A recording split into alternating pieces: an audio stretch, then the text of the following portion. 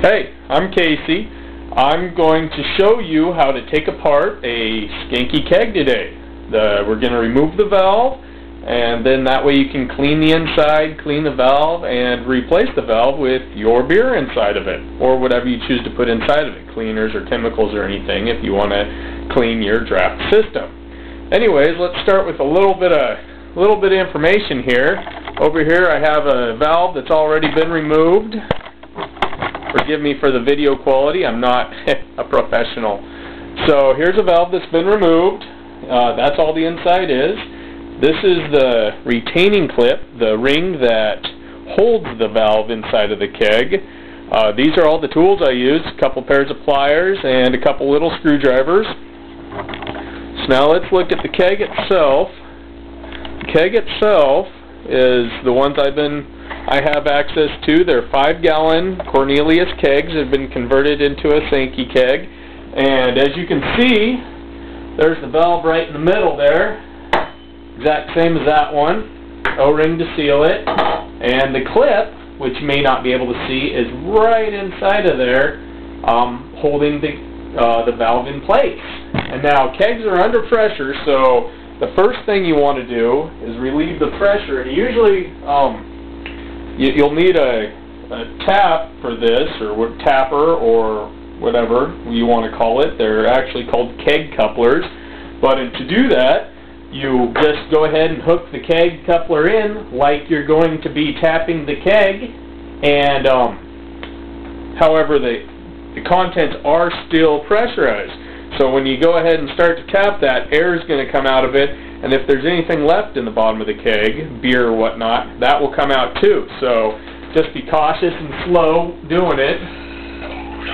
Oh, see, there's still beer left in this one, so I'm going to take it over to the sink and let all the beer out. I don't know if you want to see that or not, but we can show you. There's my sink. Okay, so I flip it upside down, and then I tap it just like I'm going to tap the keg.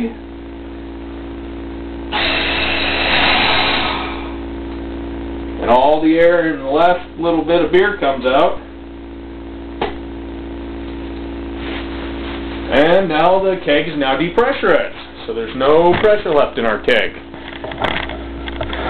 Once again, I am not a professional, and nor do I claim to be a professional. My videotaping skills are not the best, and, well, this is kind of a little tiny camera. So let's hope that all this works out, that you guys, whoever may be needing this or watching this, understands what the hell I'm doing. Okay. So we've taken all the pressure out of the keg. Keg's open. Go ahead and untap the keg. Remove that. Now the hard part here, I hope you can see it, is that this clip right here has a little ear on it, and that's what you got to get around and underneath to get the retaining clip out. So I use a flat screwdriver right in there. Just keep working it until you can get that clip out. Sometimes it's easier and sometimes it's harder. You can also start right here where the valve actually drops into the keg. Get your screwdriver down in there. Work that away. That'll give you just a little bit extra pressure or extra play room to get in there and do it. And it's a little bit of finesse. Just a lot of time and practice. And it's always hardest the first time. This keg is one that hasn't ever been opened, probably since the brewer had it, so it definitely takes a little bit longer. Sometimes you'll get it down and it just pops right out, and other times you start to get it and it just never comes out. So let's loosen it. There's a little bit of play room in there for that ring to move back and forth, so I like to just move it back and forth and not get any beer that might be holding the ring in kind of out of the way. Okay, let's try it again. So we'll get it underneath the ring, push it back in there. There, it's starting to come. Use your other screwdriver to get underneath that ear.